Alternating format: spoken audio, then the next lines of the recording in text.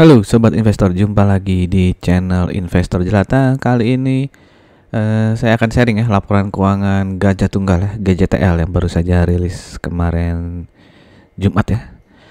Dimana laba kuartal 3-nya ini naik ya ratusan persen dibandingkan laba kuartal 2 ya di tahun yang sama ini. Apakah saatnya GJTL meroket lagi? Ya, simak dulu videonya baru teman-teman bisa ambil keputusan ya apakah GJTL akan rebound lagi ya, meroket lagi ya ke berapa waktu itu ya, 1400-an kalau nggak salah ya, di bulan apa tuh ya, nanti kita lihat lah chartnya ya. Oke, sebelumnya juga ya, udah cukup lama sini, 3 bulan lalu saya sudah membuat video tentang GJTL ya. Waktu itu lagi hot-hotnya, sering diberitain Lo Keng Hong ya memiliki saham GJTL ya, di atas 5% waktu itu dia memilikinya ya. Terus saya buat video ya, apakah Lo Keng Hong tidak konsisten dengan prinsip wonderful company-nya ya. Nah, ini saya bahas ya. Untuk teman-teman yang mungkin saja baru mampir di channel ini, ingin menyaksikan video ini, silahkan cari di playlist channel saya, ataupun nanti saya taruh di pojok kanan atas ya linknya, tinggal diklik saja. Oke, ini dari laporan ini ya, kuartal 1 nih 2003 ya. Saya ingin menunjukkan saja kalau GJTL ini memiliki pasar mancanegara juga ya. Jadi dia 28% penjualannya itu diekspor ya ke beberapa negara, Amerika, Eropa, Asia juga ya. Dan 72%-nya domestik ya. Nanti di kuartal 3-nya seperti apa nanti ada di pemaparan saya selanjutnya ya. Dan ini dia ini ya, lebih ke pasar ban pengganti ya, replacement ya, 85% ya. Yang 15% itu yang sepaket dengan mobil ya, atau motor ya, mobil sih kebanyakan ya. Nah ini ya, yang saya bilang tadi, dia diekspor ke Amerika, Eropa, Asia, juga Timur Tengah ya. Sepanjang kuartal 1 2023 dia menurun ya, yang di Amerika ya, dari 66% ke 54% ya. Yang naik itu di Eropa dan juga di Asia nih, yang naik dari 6 sampai 12 ya, naik 2 kali lipat ya. Dan GJTL juga memiliki jaringan retail ya, 167 outlet Tire Zone, 70 outlet Tire Express, 100 outlet Moto Express, dan penjualannya udah di seluruh Indonesia ya, dari Sumatera, Jawa, Kalimantan. Sulawesi nggak ada dia ternyata. Oke. Dan ini yang saya bilang ya, waktu itu Lo Keng Hong memiliki ya, sampai dengan 30 Juni 2023 Lo Keng Hong memiliki 5,165%-an ya. Sisanya itu yang paling utama adalah si Denham PT ini ya. Ya, perusahaan asing lah. Ini dua-duanya ya. Michelin juga tuh perusahaan asing ya. Dan di bulan Juli itu ya, ketika sedang meroketnya itu ya GJTL ya, Lo Keng Hong menjual sebagian sahamnya ya. Ini 13 Juli ya. Jadi yang tadinya dia memiliki 5%-an, terus lama-lama semuanya, bukan semuanya ya, maksudnya sekarang dia sudah di bawah 5% ya kepemilikannya, sehingga namanya tidak muncul lagi di daftar kepemilikan ya. Jadi dia sudah ada di sini nih ya, di publik lah ya. Mana nih? Nah ya, pemegang saham lainnya 40%. Nah, mungkin dia saat ini masih memiliki saham tapi sudah tidak di atas 5% ya, sehingga namanya tidak muncul di sini.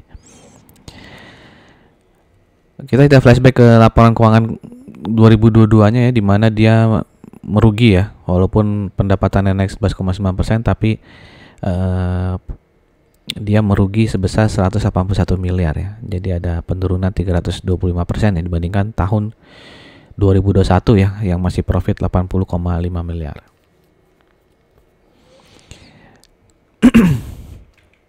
Nah, itu sebagian besar dikarenakan ini ya, operating expenses-nya ya, itu naik ya, yang tadi 1,32 triliun menjadi 1,5 triliun ya. Jadi ada kenaikan berapa tuh, 200-an miliar ya. Nah, itu salah satu penyebab kenapa profitnya menurun. Selain itu ada faktor non operating income ya, di mana dia ada rugi kurs ya, di sini ya ada rugi kurs ya. Ya ini ya, kerugian kurs mata uang asing ya, mungkin karena ada faktor ekspor gitu ya, jadi mungkin ada selisih kurs ya ketika menjual maupun ketika dia mendapatkan pembayarannya gitu, mungkin kursnya berubah gitu kan ya, jadi ada kerugian kurs ya. Yang dimana tahun 2021 itu hanya 68 miliar, di 2022 menjadi 239 miliar. Nah di tahun 2023 ya, di kuartal satunya dia lumayan ya, naik 271% ya profitnya ya, dibandingkan kuartal 1 2022 ya. Dan di kuartal 2 juga masih menghasilkan profit ya, 93 miliar, di mana kuartal 2 tahun 2022 itu sebenarnya merugi ya. Jadi dia cukup baik ini ya, di kuartal 2 masih cukup baik. Dia bisa profit ya, walaupun sebenarnya kerugian mata kurs asingnya itu masih ada nih ya, 107 miliar ya. Ini kuartal 1 ya, kuartal 1 2023. Jadi walaupun ada kerugian kurs mata uang asing, dia masih bisa membukukan profit sebesar 265 miliar. Nah sebelum kita lanjut ke laporan keuangan terbarunya ya, kuartal 3 2023, saya mengingatkan lagi untuk teman-teman ya, mengajak lah untuk teman-teman yang mungkin baru saja mampir di channel ini, silahkan subscribe dan klik lonceng ya, agar tidak ketinggalan informasi-informasi yang mungkin berharga ya untuk teman-teman. Oke, kita masuk sekarang ke laporan keuangan kuartal 3-nya ya, di mana di sini adalah laporan keuangan total ya dari Januari sampai dengan September 2023, di mana penjualannya kali ini turun ya, sebesar 1,4% ya, 12,57 triliun ya, di mana tahun lalu ya di periode yang sama itu 12,7 triliun ya. Nah tapi yang bagusnya adalah si Gajah Tunggal ini bisa menekan ini ya, beban pokok penjualannya, biaya produksinya bisa ditekan ya, sebesar 9,4%. Yang tahun lalu itu 11 triliun, sekarang hanya 9,9 triliun. Jadi cukup bagus ya usaha dari Gajah Tunggal untuk menekan biaya produksi, sehingga laba kotornya itu bisa naik 49,9% ya. Jadi sangat bagus sekali nih ya. Walaupun penjualannya menurun tapi bisa menekan biaya produksi, sehingga laba kotornya naik 49,9%, dan laba bersihnya menjadi 689,8 miliar ya. Dimana tahun lalu di periode yang sama itu merugi 175,6 miliar ya. Jadi ini sangat-sangat bagus ya laporan keuangan kuartal 3-nya ya. Itu juga yang menyebabkan di hari Jumat kemarin ya, di akhir-akhir market buka itu dia naik sangat tinggi ya harga sahamnya. Nanti kita bahas juga di selanjutnya. Nah ini penjualan bersihnya ya, bisa dilihat ya, dimana kalau kita totalkan nih ekspornya itu ya, totalnya adalah 23,74% dari total penjualan bersih ya. Kalau yang sebelumnya kan tadi di kuartal 1 dia 28% kalau nggak salah, jadi agak turun ya, sampai September ini ekspornya itu 23,74%. Oke, nah tadi kan dia bisa melakukan penghematan biaya produksi ya. Nah itu sebagian besar disumbangkan karena bahan baku yang digunakan tuh turun ya. Harga bahan bakunya turun sebesar 18,3% ya. Tenaga kerja juga turun ya, tapi tidak sebesar biaya bahan baku. Biaya energinya juga bisa ditekan ya oleh Gajah Tunggal. Biaya pabrikasi lain-lainnya juga bisa ditekan ya, tapi tidak sebesar 18,3% ya. Jadi faktor utamanya adalah karena harga bahan bakunya turun ya. Oke, lalu kita lihat performance kuartal per kuartalnya, di mana pendapatan kalau kuartal 3 versus kuartal 2 di tahun 2023 ini terjadi peningkatan ya 21,4%. Dan untuk profitnya bisa dilihat di sini ya.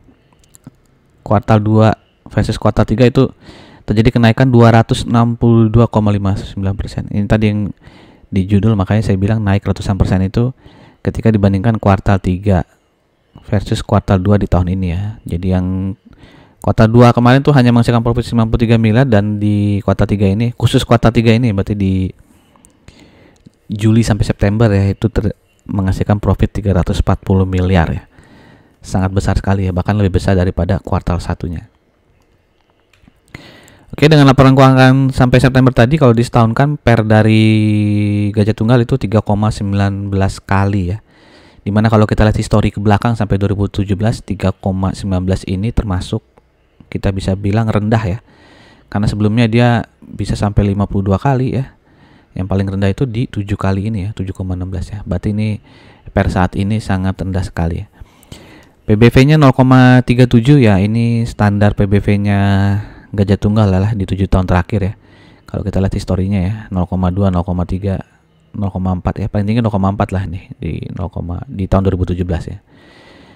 ROE-nya juga tertinggi ya sepanjang 7 tahun terakhir ini 11,62% ya, karena di 6 tahun terakhir itu dia hanya paling tinggi berapa nih? 4,67 ya. Oke, dan DER-nya cukup tinggi tapi ini ya. Salah satu kekurangan Gajah Tunggal ya hutangnya ya DER-nya 1,37 ya, jadi cukup tinggi. Dan kalau kita lihat di average subsektornya, ini kan Gajah Tunggal tuh masuk sektor consumer cyclical ya. Dan subsektornya adalah automobile dan komponen ya. Bisa lihat sini average subsektornya itu PR-nya 17,75 ya. Jadi rasionya per GJTL ini terlihat sangat rendah sekali dibandingkan average subsektornya. PBV-nya 2,3 juga sehingga membuat GJTL ini terlihat sangat rendah juga PBV-nya. Hanya DER-nya saja ya yang lebih tinggi daripada average subsektornya, karena DER GJTL 1,37, subsektornya hanya 0,99. Nah, bagaimana kalau kita bandingkan ya dengan saham-saham sejenis ya di subsektornya ya, terutama di sesama produsen ban ya, ada Masa, ada Goodyear, dan ada yang baru IPO ya di tahun ini ya, saya lupa bulan apa, ini Tire ya, King Tire apalah gitu nama perusahaannya. Dan di subsektor otomobil dan komponen juga ada Auto ya yang sudah terkenal ya, milik Astra, dan juga yang lagi trending lah ini DRMA ya lah, karena meroket sekali harganya di tahun 2023 ya. 2023 ini ya. Bisa lihat sini earning per share-nya Gajah Tunggal ya 266, cukup besar ya, hanya kalah dari Auto. Lalu PR-nya 3,19 ya, ini paling kecil ya di antara sesama produsen ban ya. Dibandingkan Auto dan Dharma juga dia kecil ya PR-nya ya, jadi cukup bagus. PBV-nya juga ini yang paling rendah ya di antara sesama produsen ban ya, GJTL ya. Dimana itu Masa sampai 3,88, Goodyear 0,81, dan si Tire ini 1,44 ya. Begitupun dengan Auto dan Dharma ya, GJTL masih yang paling rendah nih. Jadi terlihat murah memang si Gajah Tunggal ini ya di harga yang sekarang ya. Lalu ROE-nya 11,62 ya. Nah, kalau ini dia masih kalah ya dari Masa ya, tapi unggul daripada Goodyear dan Tire ya. Dimana Goodyear nih merugi nih ya, makanya earning per share-nya negatif sehingga ROE-nya juga negatif ya. Dan Dharma ini luar biasa ya, ROE-nya 33,54 ya. Oke, tapi semuanya ini masih berdasarkan laporan keuangan kuartal 2 ya. Oke, kayaknya Auto udah ya, saya salah mungkin ya. Ini Auto mungkin yang kuartal 3 juga ya. Oke, lalu kita lihat ya tadi kesimpulannya ya. Jadi Gajah Tunggal ini diantara sesama produsen ban ya, secara rasio PR, PBV, ROE maupun earning per share-nya yang paling menarik memang ya. Oke, ini adalah chartnya ya dari 2016 ya. Bisa lihat dari 2012 sampai sekarang dia sempat menyentuh harga 1755 ya. Oke, dan pada saat Lo Keng Hong menjual sahamnya itu ya di sini ya meroket harganya ke 1400-an ya di bulan Juli ya. Nah, kalau kita lebih dekat ya, ini kemarin di Jumat dia itu terjadi kenaikan harga saham yang sangat tinggi ya. Mungkin merespon dari laporan keuangan kuartal 3-nya yang sangat menggembirakan ya. Walaupun volumenya masih belum terlalu tinggi nih ya. Oke, dimana ada gap ya di atas ya, 1070 ya gapnya ya. Jadi ada gap down ya, dari 1070 dia langsung turun ke 1050 ya. Dan resisten berikutnya adalah di 940 ya. Jadi ya kemungkinan besar sih hari Senin opening ini mungkin akan diserbu oleh retailer lah ya, karena pengaruh laporan keuangan kuartal 3-nya juga yang sangat tinggi ya. Dimana mungkin nih ya buat yang bisa memantau market setiap saat mungkin ya bisa untuk spekulatif buy ya. Targetnya mungkin di 940 dulu ya. Tapi untuk yang tidak bisa mantau market sih sebaiknya menghindari lah ya, karena bisa dilihat ini sangat fluktuatif ya si Gajah Tunggal ya. Bisa naik tinggi banget terus dia langsung turun lagi terus ya. Oke, dia turun Ya, oh ya, ini ya ada gap down ya yang ditutup oleh si Gajah Tunggal ya di Rp700 ya. Nah, kalau besok volumenya tinggi lagi ya mungkin dia akan terus naik ya. Mungkin akan menutup gap down yang di 1000 berapa nih, 1070 ya. Oke, tapi sekali lagi saran saya untuk yang tidak bisa mantau market setiap saat sebaiknya dihindari saja saham Gajah Tunggal ini ya. Untuk yang mau spekulatif buy ya silakan saja ya, semoga bisa cuan ya, minimal ya bisa ke 940 lah gitu ya, karena ini memanfaatkan momentum laporan keuangan kuartal 3-nya yang luar biasa ya naiknya ya.